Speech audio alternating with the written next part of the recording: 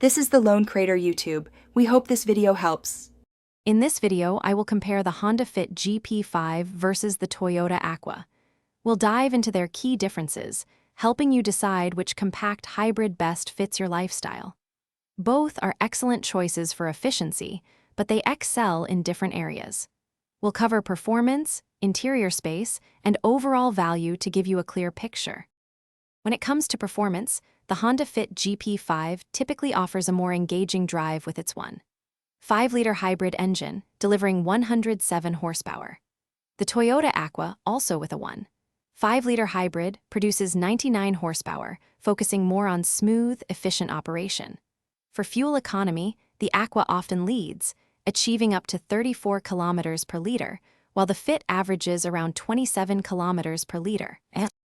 Inside, the Honda Fit truly shines with its exceptional versatility. It boasts 309 liters of cargo space, which expands to an impressive 1,199 liters with the rear seats folded.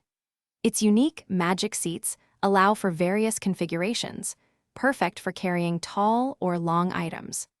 The Toyota Aqua offers 260 liters of luggage space, providing a comfortable and practical cabin, though with less adaptable cargo options.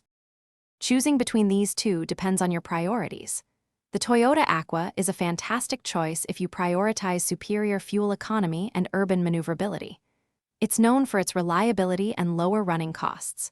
However, if you need more interior space, cargo versatility, and a slightly sportier driving feel, the Honda Fit GP5 is likely your better option. Remember to check the description for links to great deals, including those leak-proof meal prep containers. Thanks for watching. Consider subscribing if we helped you.